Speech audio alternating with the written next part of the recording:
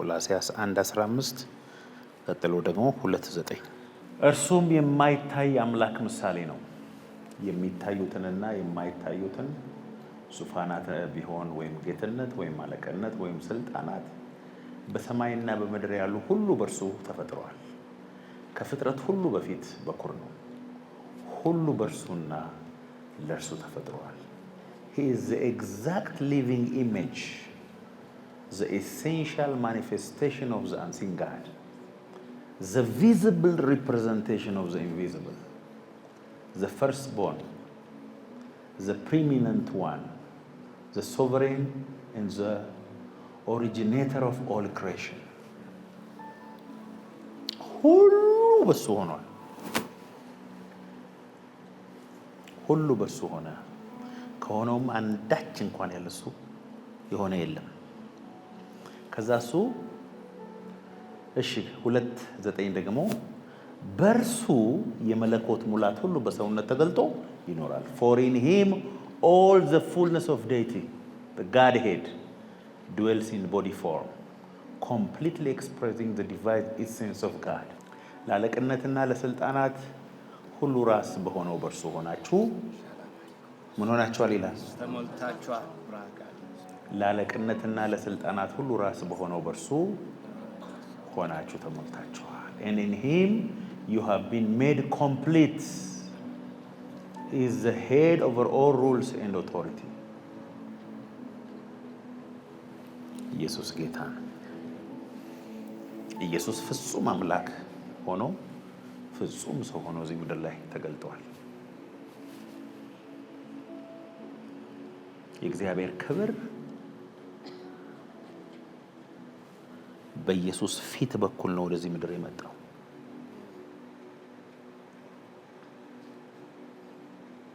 ሙሴ ያየው አይነት አይደለም። የእግዚአብሔር ኮምፕሊት የሆነው ግሎሪ በኢየሱስ ፊት በኩል ያለው ነው። እሱ ደግሞ ሚስጥር ነው። በኢየሱስ ፊት ላይ ያለው ክብር ሚስጥር ነው። 2 ቆሮንቶስ 4:6 በክርስቶስ ፊት የእግዚአብሔር የክብሩን ዕውቀት ብርሃን እንዲሰጥ በልባችን ውስጥ የበራ በጨለማ ብርሃን ይብራ ያለው እግዚአብሔር ነው። For God who said let light shine out of darkness is the one who has shone in our heart to give us the light of the knowledge of the glory and the majesty of God in the face of Christ. ይለያያል። በኢየሱስ ፊት ላይ ያለውን የእግዚአብሔር ክብር ዕውቀት እንድናቅ the knowledge of the glory of God in the face of Christ. አሁን ይኸውላችሁ የኢየሱስ ፊት ላይ የእግዚአብሔር የክብሩ ዕውቀት ብርሃን አለ። ያንን እንድናቅ እግዚአብሔር በልባችን ጨለማ ላይ ብርሃኑን አበራን። ያለ ኢየሱስ ክብር ማወቅ አይቻልም። ኢየሱስ ከብዙ መንገዶች አንዱ መንገድ አይደለም።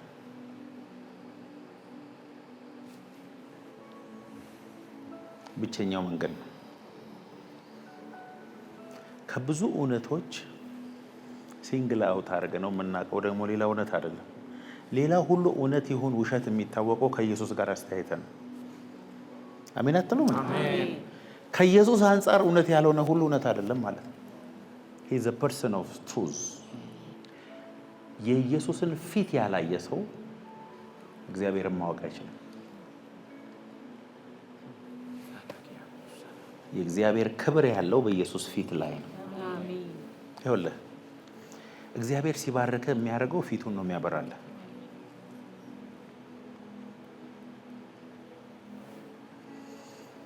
በጣም አደጋ ውስጥ የምትገባ እግዚአብሔር ፊቱን ሲሰውርብህ ነው።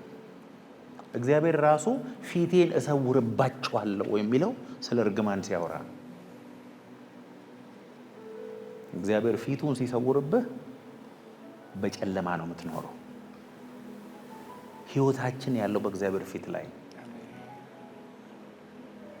አዳምም ከእግዚአብሔር ፊት ሸሸ ነው የሚለው። from the panim of God ነው የሚለው። አይገርም? ፊቱ ማለት ክብሩ ማለት ነው። ፊቱ ማለት ህልውናው ማለት ነው። ፊቱ ማለት the manifested presence ማለት ነው። እግዚአብሔር ፊቱን አበራለ ማለት እሱ መጣለ፣ ክብሩ ተገለጠለ። ይኸውላችሁ የሚታዩት የማይታዩት ዙፋናት፣ ስልጣናት፣ ዩኒቨርሶች፣ ፕላኔቶች፣ ኳክብቶች በእግዚአብሔር አንድ ቃል ይመጡ ናቸው።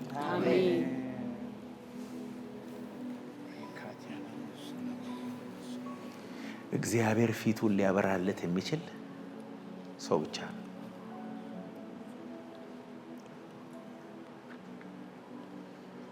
የሚያስፈልገን አንድ የእግዚአብሔር ፈገግታ ብቻ ነው። አለቀ አለቀ። በክርስቶስ ፊት ላይ ያለው የእግዚአብሔር የክብሩ ዕውቀት ብርሃን በልባችን ውስጥ እንዲበራ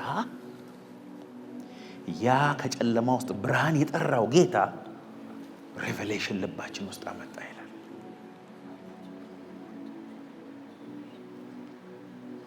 ሙሴ መጣና እግዚአብሔርን ማወቅ ትፈልጋለህ? ባህሪ እየተከፈለ መና እየዘነበ መሬት እየተንቀጠቀጠ ይሄ እግዚአብሔር የሚባለው አለ በጣም ጻድቅ አምላክ ስለሆነ ቅዱስ አምላክ ስለሆነ ወደሱ መቅረብ የምትፈልግ ከሆነ እነዚህን ሁሉ ሕግ መፈጸም አለበት ብሎ መጣ። ሌባ ሆነ ከሱ ጋር ፌሎሺፕ ማድረግ አትችልም። እሱ ጋር ሌብነት የለም። አትዋሽ ይላል። ሰንበትን አክብር፣ ለእግዚአብሔር አንድ ቀን ስጥ። ወይ ጉድ!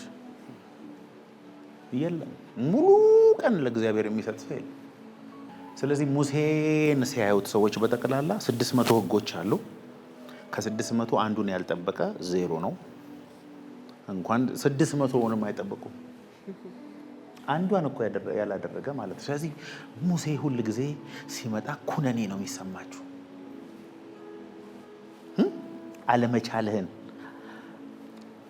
ወርዝ የማታደርግ መሆንህን፣ ወደ እግዚአብሔር መቼም የማትቀርብ ሰው መሆንህን ነው። ለዚህ ነው የሙሴ አገልግሎት የኩነኔ አገልግሎት ነው። ሲመጣ ነው የምትለው።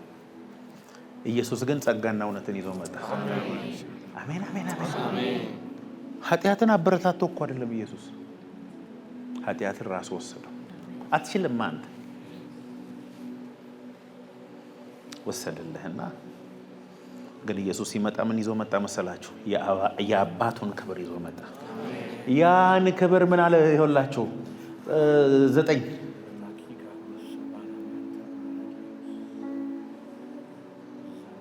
በእርሱ የመለኮት ሙላት ሁሉ በሰውነት ተገልጦ ይኖራል። the fullness of Godhead dwells in him። ለአለቅነትና ለስልጣናት ሁሉ ራስ በሆነው በእርሱ ሆናችሁ እናንተ ደግሞ ምን አንተቻል? እግዚአብሔር አብ አንተን ማየት አይፈልግም። አንተ 0 ከ10 ነህ፣ 0 ከ600 ነህ። እግዚአብሔር የሚያየው አንድ ልጁን ብቻ ነው። እሱን በሁላችን ውስጥ አኖረው። ስለዚህ አሁን እግዚአብሔር አብ አንተን ሲያይ አንተን ሳይሆን ኢየሱስን ነው የሚያየው። ኢየሱስ በዚህ ምድር ላይ የገለጠውን ግሎሪ በመንፈስ ቅዱስ ኃይል በዛው ልክ እንድንገልጥ ነው የተጠራ ነው። ከ100 ከ600 ስንት ናቸው? ከ600 ስንት? 600 ከ1 ሚሊዮን 1 ሚሊዮን አለቀ በቃ። የሙሴ ሕግ ይምጣ። አትስረቅ ይላል። ትሰርቃለህ? አትሰርቅም። ብትሰርቅም እንደሰረቅ አይቆጠርም። የኢየሱስ ጽድቅ አንተ ላይ ተቆጥሯል። አሜን። እኛ በእርሱ ሆነን የእግዚአብሔር ጽድቆች እንሆን ዘንድ ኃጢአት ያላወቀው እርሱን ስለኛ ኃጢአት አደረገው። ኢየሱስ ኃጢአት ሆነ፣ እኔ ጽድቅ ሆንኩ። የእግዚአብሔር ክብር ተሸካሚ። ማንም ሰው ከመሬት ተነስቶ እኔን ተራ ባዶ ሰው ሊያደርግ አይችልም። Impossible. I am the carrier of the glory of the Lord. ሰዎች ያሉኝን ሁኔታ የሚለኝን አይደለሁም። ኪስ የሚለኝን አይደለሁም። አካውንት የሚለውን አይደለሁም። ዘሬ የሚለኝን አይደለሁም። እኔ የምለውን አይደለሁም። የእግዚአብሔር ቃል ነው ያለኝ።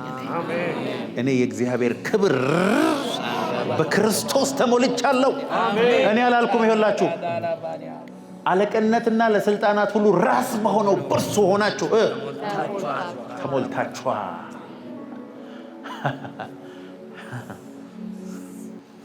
ሚስጥሩ ያለው የኢየሱስ ፊት ላይ ነው። እዚህ እኮ ነው ይኸውላችሁ ሰዎች ኢየሱስን የሕይወታቸው መድኃኒትና ጌታ አድርገው ከተቀበሉ በኋላ ሌላ ሰው ይሆናሉ።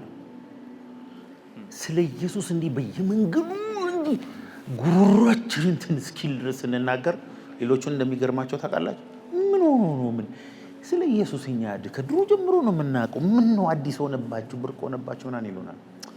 ብራዘር አንተ ስለ ኢየሱስ ታሪክ እንጂ ኢየሱስን ካወቅ ከዛ በኋላ ስለሱ ዝም ማለት አትችልም።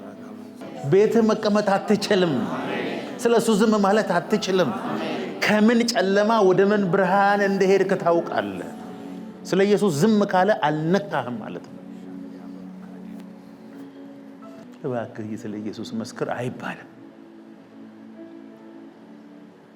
በስልጠና ብዛት ስለ ኢየሱስ ሄደ ተናገር የሚባል ሰው አይሆንም።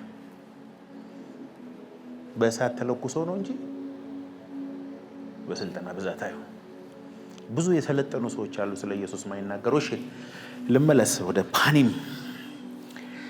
ሚስጥሩ ያለው የኢየሱስ ፊት ላይ ነው ብሎ እስቲ ሚስጥሩ ያለው የኢየሱስ ፊት ላይ። እኔ አላልኩም እኮ በክርስቶስ ፊት ላይ ያለውን የእግዚአብሔር የክብሩን ዕውቀት ብርሃን እንዲሰጥ በልባችን ውስጥ የበራ ነው የሚለው። The mystery of the glory of God in the face of Jesus Christ. እሺ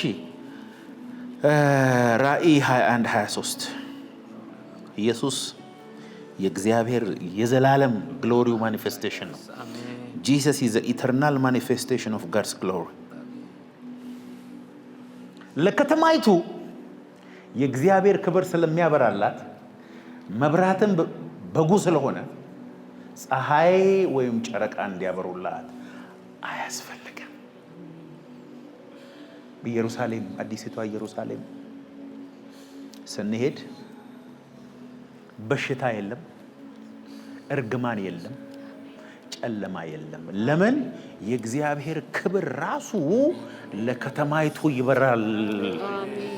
አሁን እንዲህ ነካ ነካ የሚያደርግን እኮ አይደለም። እዛ the fullness of the manifested presence of God እዛ ፀሐይ የለም፣ ጨረቃ የለም። በጉ ራሱ ፊቱ ራሱ in fullness ይበራላታል። በነገራችን ላይ አዲስቷ ኢየሩሳሌም በሽታና መርገም የሌለበት ምክንያት የእግዚአብሔር ክብር በበጉ በኩል ፉሊ ማኒፌስት ስለሚያደርግ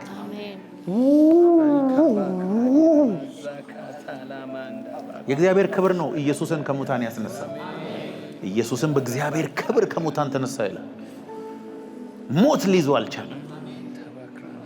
የእግዚአብሔር ክብር ሲበራል ማንኛውም የሞተ ነገር ያው ይሆናል። ሞት ራሱ ይሞታል። ሞት የሚባለው ነገር ራሱ dead ነው in the presence of the Lord። እግዚአብሔር ሲወድ ብር አይደለም የሚሰጥ፣ ፎቅ አይደለም የሚሰጥ፣ ዝና አይደለም የሚሰጥ፣ ክብሩን ነው የሚሰጥ።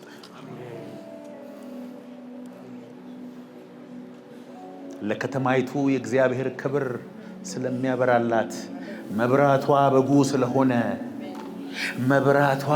ስለሆነ ፀሐይ ወይም ጨረቃ እንዲበሩላት አያስፈልግም ነበረ።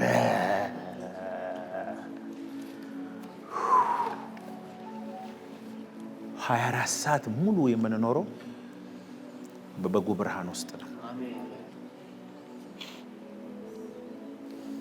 ትንሽ ክብር ሲነካ ምድር የምትሆነው እዚህ ታብዳለህ። እዛ ደግሞ ፉልነስ ነው የሚገለጠው። ምድር ምን እንደምንሆን መገመት አይቻልም። እርጅና የለም፣ በሽታ የለም፣ ውድቀት የለም፣ መከራ የለም። ለምን? በጉ ስለሚያበራ።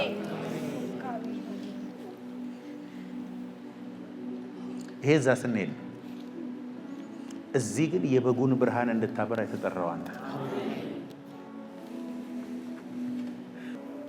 መጨረሻው ዘመን ስለ ኢየሱስ አንገታቸው የተቆረጡ በመጋዝ የተሰነጠቁ ስለ ኢየሱስ የሞቱለት የሕይወት አክሊል ተሰጣቸው ይላል። እናንተ ለኢየሱስ የሞታችሁ ነው ብሎ ኢየሱስ ራሱ ስም እየጠራ የሕይወት አክሊል ሲሰጣቸው እነሱ እንደዚህ ያሉ ይላል።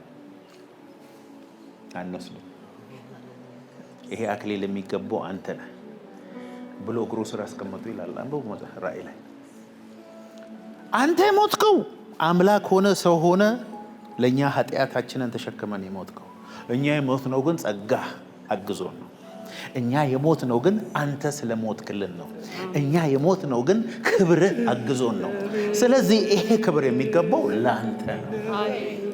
ታርደሃል፣ በደምህ ለአባትህ ከነገድ ከቋንቋ ሕዝብን ሁሉ ዋይታ ብለው አክሊሉን መለሱለት ይላል። የሚገባው እሱ ነው። ምን አይነት ኑሮ ነው የምንኖረው? እዛ በጉ ፉሊ ማኒፌስትድ ነው።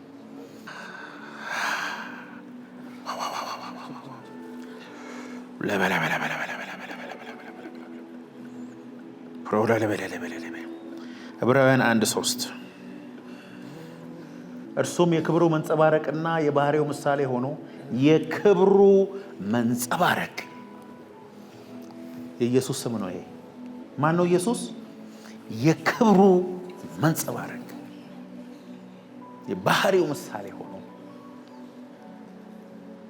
ሁሉም በስልጣኑ ቃል እየደገፈ ኃጢአታችንን በራሱ ካነጻ በኋላ በሰማያት በግርማው ቀኝ ተቀመጠ ይላል። The sun is the radiance and the only expression of the glory of God. አቤት! ኢየሱስ እዚህ ምድር ላይ የአባቱን ግሎሪ ነው ማኒፌስት ያደረገው። ውሃን ወደ ወይን ጠጅ ሲቀይር ክብሩን ገለጠ ይላል።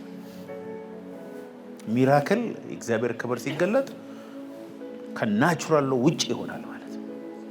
ውሃ ላይ ይራመዳል።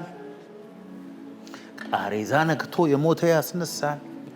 አጋንንት ልጅ የያዘባት የሚያሰቃየት መታ ልጅ እባክህ ዱርቤ ቢላት እኔ ለስራ አልለቅም ስትለው እምነትሽ ታላቅ ነው ሲልና አጋንንቱ ከሌላ ክፍለ ሀገር ጮሆ ሲሄድ እኩል ነው። የሰከንድ ልዩ ኢየሱስን ታይም ራሜን በለው። ጌታ ኢየሱስ ምን አለ መሰለህ? መንፈስ ቅዱስን እኮ እኔ ነኝ አለ እኮ ጌታ ኢየሱስ። ሁለትም ሆናችሁ ሶስትም በተሰባሰባችሁበት በዛ እገኛለሁ። Unlimited Jesus, manifested presence of Jesus. እነሆ በደጅ ቆሜ አንኳኳለሁ፣ ማንም ድምፄን ቢሰማ ወደ እሱ ገባለሁ፣ ከእርሱ ጋር እበላለሁ፣ እሱም ከኔ ጋር ይበላል ያለው ስለ መንፈስ ቅዱስ እኮ። አይዟችሁ እኔ እስከ ዓለም ፍጻሜ ከእናንተ ጋር ነኝ ያለው እኮ ስለ መንፈስ ቅዱስ። ወላጆች እንደሌላቸው ልጆች አልተዋችሁም ያለው እኮ ስለ መንፈስ ቅዱስ። እኔ ብሄድ ይሻላችኋል፣ እኔ በሄድኩ ጊዜ አጽናኙ ይመጣል፣ ወደ እውነት ሁሉ ይመራችኋል፣ የነገርኳችሁን ያስታውሳችኋል። That is the glory of God, the manifested presence of God through the Holy Spirit. የክብሩ መንጸባረቅ ኢየሱስ ብቻ ነው እንደ የክብሩ መንጸባረቅ። እኛም ሁላችን በመጋረጃ በማይከደን ፊት የጌታን ክብር እንደ መስታወት እያብለጨለጭን እያንጸባረቀን ነው የሚለው። መንፈስ ከሚሆን ጌታ እንደሚደረግ በኢየሱስ ላይ የተገለጠውን ክብር እስክንመስል ድረስ ከክብር ወደ ክብር እንለወጣለን። I'm called to reflect the glory of God። ብዙ ሰዎች ክርስትናን ሃይማኖት ያደርጉት ባይዘወይ ክርስትና ሃይማኖት ሲሆን በጣም ከባድ ነገር ነው። ከየትኛውም ነገር አእምሮን የሚዘጋ ነገር፣ የሰዎችን ሲስተም የሚቆልፍ ነገር ነው ክርስትና መንፈሳዊነት። ምክንያቱም ክርስትና ሕያው የሆነ የሚሰራ የእግዚአብሔር አክቲቭ ፓወር ያስፈልጋል። ይኸውላችሁ የሚያባብል የጥበብ ቃል ከሚናገሩ ሰዎች ሽሹ። ኃይል ከማይገልጡ ሰዎች ሽሹ። አጋንንት ከማይወጣበት ተምሮ ከሚመረቅበት ሽሹ። ይሄ ዘመን የእግዚአብሔር ክብር ዘመን ነው። አሜን። እግዚአብሔር ክብር ባለበት የእግዚአብሔር ኃይል አለ። ይኸውላችሁ የአምልኮ መልክ ካላቸው ኃይሉን ከካዱ ሰዎች ሽሹ። መሸሽ ያለባቸው የእግዚአብሔር ኃይል ከማይገለጥበት ቦታና ከተካደበት ቦታ ለማጋታው ለማራ በመጨረሻው ዘመን ስጋ በለበሰ ሁሉ ላይ ከመንፈስ ያፈሳል። ወንዶችና ሴቶች ልጆቻችሁ ራእይ ነው ያለው። ትንቢትን ይናገራል። ትንቢት በመጨረሻው ዘመን ይበዛል። በዚህ ዘመን ተአምር የለም፣ ትንቢት የለም፣ ድንቅ የለም ከሚሉ ሰዎች ሸሹ።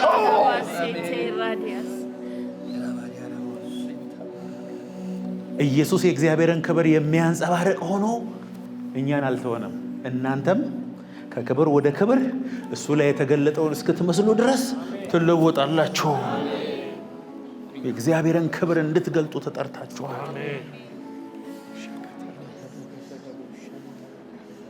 ኢየሱስ አምላካችን ነው፣ ጌታችን ነው፣ ደግሞ ታላቅ ወንድማችንም ነው።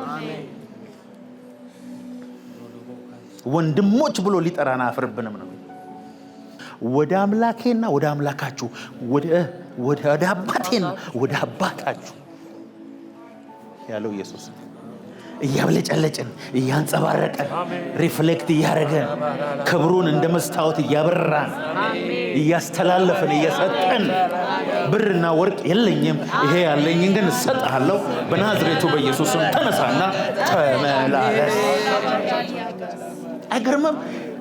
የእግዚአብሔር ክብር በእኔ ውስጥ እንዳለ አክኖሌጅ ባደረግኩ ቁጥር፣ እውቅና በሰጠሁት ቁጥር፣ ስለሱ ኤክሰርሳይዝ ባደረግኩ ቁጥር የእግዚአብሔር ክብር በእኔ ይገለጣል።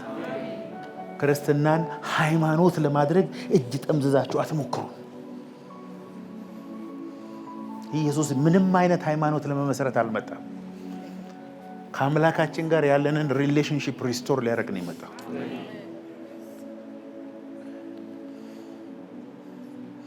ኢየሱስ ከሌባ ጋር ሲገናኝ አብሮ ሲበላ ታያላችሁ።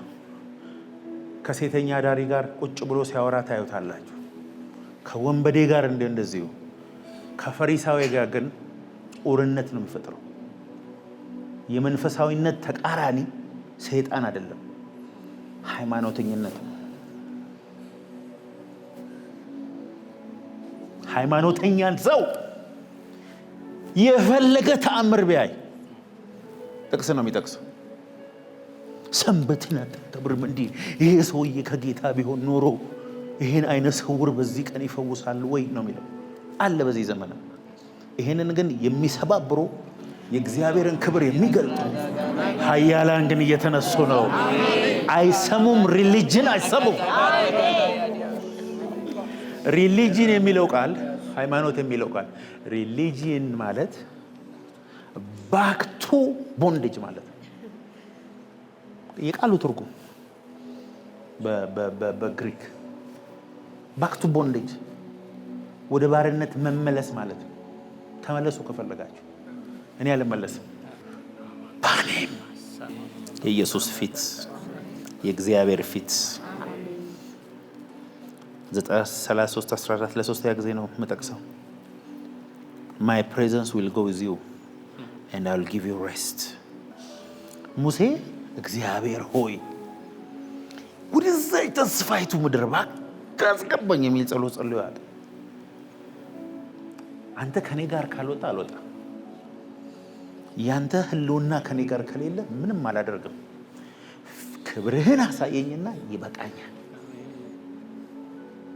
ሙሴ በመጀመሪያ ደረጃ ወደ ተስፋይቱ ምድር ህዝቡን ማድረስ አይችልም። ላድርስ ቢልም አይፈቀድም። ወደ ተስፋይቱ ምድር ህዝቡን ይዞ የሚገባው ኢያሱ ነው።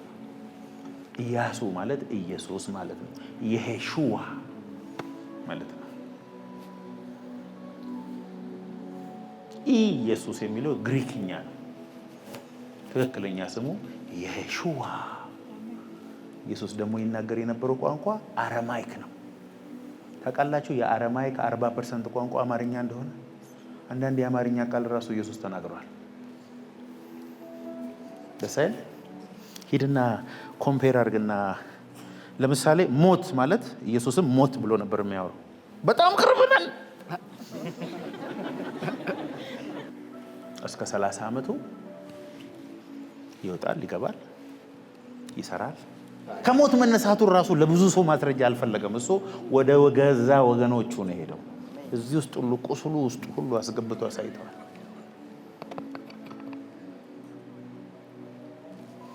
ስለዚህ ኢየሱስ የኖረው በፓኒም ነው። ፊቱን አይተው የፈለጉት አግኝተውታል። አብሮ እየተጋፉ አብሮ እየወጡ እየገቡ ፕሬዘንሱ ያላገኛቸው ሰዎች አሉ። በጣም ነው የሚገርመው።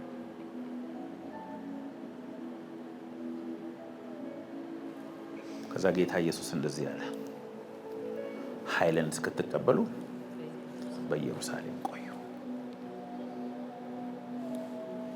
መንፈስ ቅዱስ በእናንተ ላይ በወረደ ጊዜ ኃይልን ትቀበላላችሁ። ዮሐንስ በውሃ አጥምቆ ነበር፣ እናንተ ግን ከጥቂት ቀን በኋላ በመንፈስ ቅዱስና በእሳት ትጠመቃላችሁ።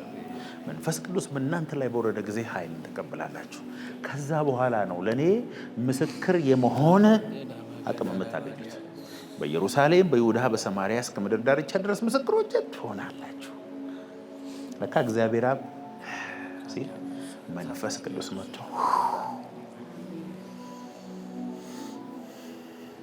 ጴጥሮስና ዮሐንስ ልብሳቸውን ለብሶ ቀሚሳቸውን ገርግዶ በረባሳቸውን አድርገው እንደ ድሮ፣ አሁን እንደ ድሮ ሲሄዱ ግን እውነት እንደ ድሮ እየሄዱ ነበር? አካሄዳቸው እንደ ድሮ ነው? ወሬያቸው የድሮ ነው? ፊታቸው የድሮ ነው? ጭራሽ በፍርሃት አይደለም፣ አሁን በቦልድነስ ነበር የሚሄዱት። ተሞልተዋል። አሜን በሉ እንጂ። ቀኑ ሙሉ ልሳን ሲሉ ነው የሆኑት። ትናንትና ስንት ሺህ ህዝብ ጌታን ተቀብለዋል። ዛሬ ልክ ሲሄዱ የድሮ ለማኝ፣ ለማኙ ግን የድሮ ነው። ቦታውም የድሮ ነው። አለማመኑም የድሮ ነው። አስተያየታቸውን ሲያይና ደስታቸውን ሲያይ አንዳች ነገር የሚያገኝ መስሎት አያቸው። እኔ እኮ ጴጥሮስ ሲመቸኝ፣ እኔም ብቻ አይደለም ጌታም ራሱ ሲመቸው፣ ጴጥሮስን በጣም ነው የሚወደው ጌታ። ብራዘር እስቲ እንደገና ይሄን እስቲ አንዴ ፊታችንን ያው የድሮን ይመስላል። አንዳች የሚያገኝ መስሎት ሰውየው መለመኛውን አውጥቶ ወርውራት መለመያን። ዛሬ ለመጨረሻ ጊዜ ነው የምትለምነው። ሻራ ባጋታላ ትኩር ብለህ ወደኛ ተመልከት። ይኸውልህ አንተ እንደምታስበው ብርና ወርቅ የለኝም፣ የሆነ ነገር ግን ተቀብያለሁ። ይሄ ያለኝን ግን አስተላለፈብሃል። በናዝሬቱ በኢየሱስ ስም ተነሳና ከዛ ሄዶ እኮ እጁን ያዘ። አኖይንቲንጉ መተላለፍ አለበት። ተናግሮ ብቻ አይደለም የዘለለው ሰውየው። እጁን ያዘውና ሰውየውን እዚህ ጋር አስቡት። የተቀበለው ቅባት ገና ፍሬሽ ነው። ድፍድፉን የተሸከመው ለቀቀበት። ሰውየው እንዴት አይዘልም ታዲያ? ከተወለደ ጀምሮ ተራምዶ የማያውቅ እግር እንዴት አድርጎ ጅማቶቹ እንደሰሩ ራሱ እግዚአብሔር ነው። ከባድ ቅባት ነው የተለቀቀው። ዘለለ ይላል ወደ ላይ። ቅባት ሲመጣ ይኸውልህ ኦርደር ራሱ አጠበቅም። እናንተ ግቡና ተከትዬ እገባለሁ ማለት ሲገባው ሰውየው ዘሎ ወደ መቅደስ ገባ ይላል። ምን እኛ እንዳደረግነው ትገርማላችሁ አለ ጴጥሮስ። እናንተ የካዳችሁት። ኧረ ጴጥሮስ ተው፣ ስለ ክደት ደግሞ አንተ ሰው ትሳደባለህ። እናንተ የናቃችሁት እግዚአብሔር ግን የማዕዘን ራስ ያደረገው ይሄንን የናዝሬቱ ኢየሱስ የስሙ ኃይል የሱ ክብር ይሄንን አደረገ። ከዛ መናጭቀው ምናምን ሲያወጧቸው ከመከራው የተነሳ እንዴት እንደተደሰቱ ታውቃላችሁ? እጣ ደረሰን አሉ። ስለ ኢየሱስ መገፋት ዋው! ስለ ኢየሱስ በመሰደባቸው የተደሰቱት ደስታ በመንፈስ ቅዱስ ሲሞሉ ከተደሰቱት ሁሉ እኮ በለጠ። ስለ ስሙ መከራን ስለተቀበሉ ደስ አላቸው። ከዛ ምዕራፍ 4 ላይ እጅ መጫን፣ አጋንንት ማስወጣት፣ በሽተኛ መፈወስ በቃ እንዳለ ኦቨርፍሎ ሲሆን ጴጥሮስ እንደዚህ ያለ ይሆንላችሁ አሁን እየመሸ ለዚህ ሁሉ ሰው ፕሬየር ላይን አልችልም። ከናልጋችሁ ከነበሽታችሁ በሁለቱም አቅጣጫ በዚህ ትሆናላችሁ። ጥላይ ሲያርፍበት እያንዳንድ ዘለት ሄዳለ። አሜን አሜን አሜን። መንገድ አስፋልቱ በጠቅላላ በሽባና በዊልቸር በአልጋ ምናምን ተሞልቷል። እሱ ይመጣል። አሜን በለዋከ በዚህ ዘመን ቢሆን ሌላ ነገር ነበር። የጴጥሮስ ጥላ ሲያርፍ በሽተኛ ብድግ ይላል። የእግዚአብሔርን ኃይል አልክድም በሉ እስቲ ባካሪ ለማህዶራ ራካታታ ናማጃናማን ለእግዚአብሔር ክብር ማኒፌስቴሽን ተጠርቻለሁ። የኢየሱስን ፊት እዚህ ምድር ላይ ላበራ ተጠርቻለሁ።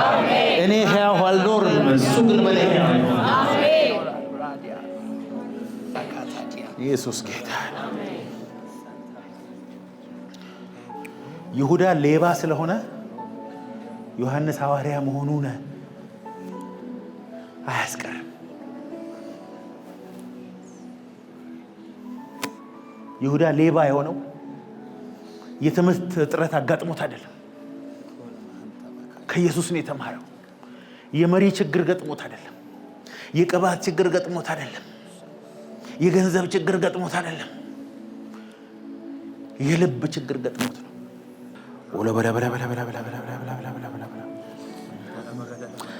ነፍስን እስከ መስጠት ድረስ በዘላለም መውደድ ወዶኛል። በዘላለም መውደድ ወዶኛል። ፍቅሩ ይቀንሳል ብዬ አልሰጋም፣ በዚህ ደስ ይለኛል። አልሰጋም፣ በዚህ ደስ ይለኛል።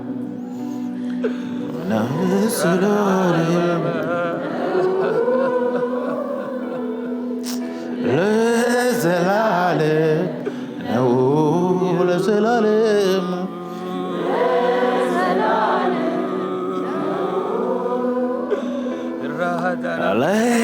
ለዘላለም ነው። ሲወድ ጌታ ለመስጠት ነው።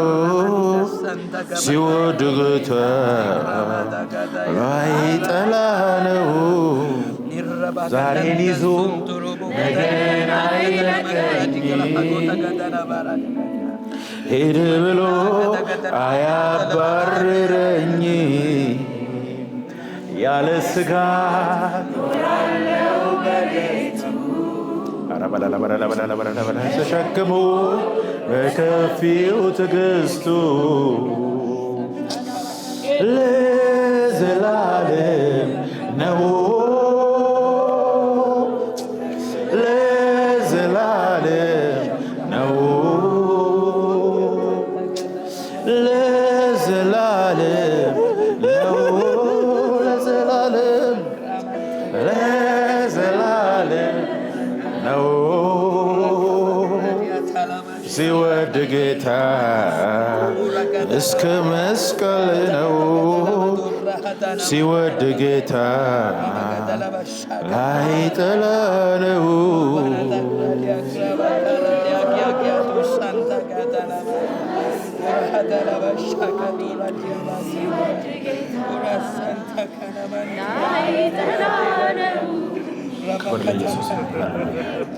ለእግዚአብሔር ክብር ተጠርቻለሁ በልባል። የእግዚአብሔርን ክብር ከመግለጥ ባነሰ ነገር መደሰት የለብን። የምንወዳቸውን ትላልቅ ሰዎች የወደድነው የተገለጠ የእግዚአብሔር ክብር አብሯቸው ስላለ ነው። ሁሉ ሰው አንድ አይነት አይደለም። አንዳንዶቹ እግዚአብሔርን አሳይተውናል። አስነክተውናል። እጃችንን ይዞ ነካ ብለው አስዳስሰውናል።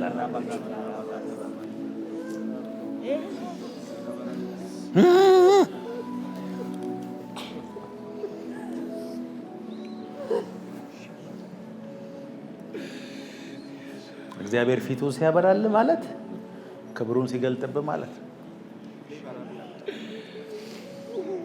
ክብርን ገልጦብህ ሁሉን ነገር ይውሰድ። ምን ያደርጋል? ዛሬ በጣም የምንፈልገውና የምንመካበት ነገር ነገ የምናፍርበት።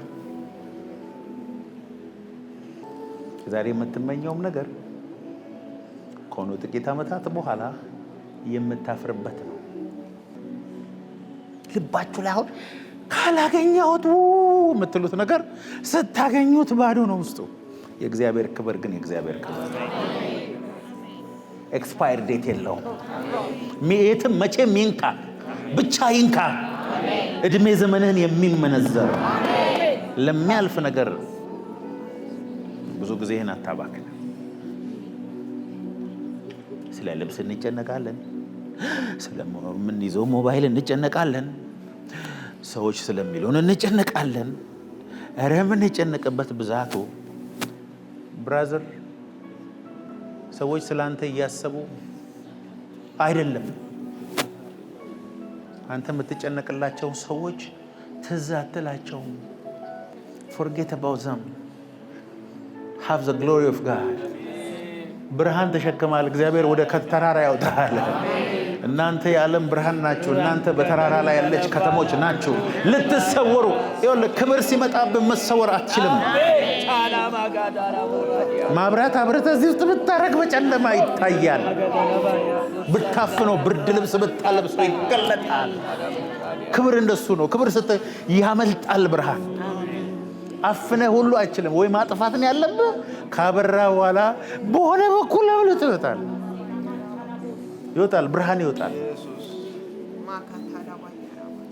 ልባችንን የያዙት ነገሮች ብዙ የሚጠቅሙ ነገሮች አይደሉም፣ ውሸት ናቸው አብዛኞቹ። ስናገኛቸው እንዳሰብናቸው አይደሉም። ጌታ ኢየሱስ ስለምትበሉት ስለምትጠጡት ስለምን አትጨነቁ። የሰማይ አባት የሚያስፈልጋችሁን ሳትለምኑት ያውቃል። እነዚህ ሁሉ ወፎች እየበሉ ነው፣ ሳይዘሩ ሳያጭዱ ምን ሳያደርጉ። በቃ ተረጋጋ፣ ትበላለህ። ልቀቅ፣ እረፉ፣ እኔ አምላክ እንደሆንኩ ወቁ የሚለው ቃል ልቀቁት፣ ሁሉን ነገር በጌታ ላይ ጣሉት ማለት ነው እንጂ ብለህ ከያዝክ ግን ለአንተ ይሰጥሃል እግዚአብሔር።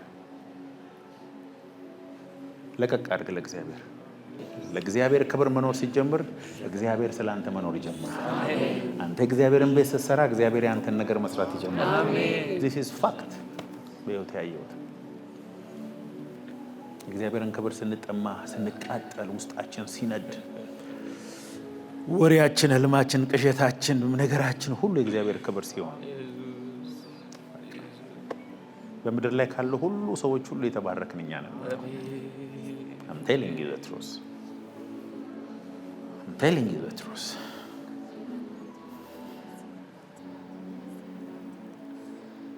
ስለዚህ ወገኖቼ ከምንም በላይ እግዚአብሔርን ፊት የእግዚአብሔርን ግሎሪ ፓኒሙን ፈልጉ።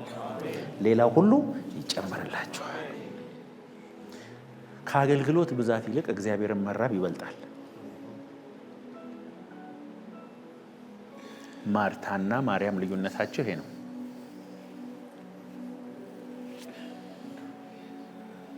ማርያም ከፓኒሞ ስር መጥፋት አትፈልግም። እግሩ ስር ነው የምትሆነው። በቃ ንቅንቅ የለም። ፓኒሞ የሚፈለግበት ቦታ ደግሞ ኢየሱስ ይገባል። ዘኬዎስ ቤት የገባው ስለተፈለገ ነው። በርጠለሜዎስ ፊት የቆመው እግዚአብሔር ስለተፈለገ ነው። የሚፈልጉት ያገኙታል። የ12 ዓመት ደም የፈሰሳት ሴት ስለፈለገችው ነው የነካችው። ነክተውታል፣ ሌሎቹ አልፈለጉትም። ሳይፈልጉ የነኩት ክብር ያገኙ፣ ፈልገው የነኩት ሁሉ ግን ክብር ያገኛቸዋል። ይሄ ሁሉ ህዝብ እየገፋ ምንድነው? አይደለም። ፓኒም የፈለገ ግሎሪ የፈለገ ኃይል የፈለገ ሰው ነክቶ ከኔ ውስጥ ኃይል ሲወጣ ታውቆኛል አለ ጌታ። ምንም ይቅርባችሁ፣ ደመናው የእናንተ ክፍያ ይሆንላችሁ።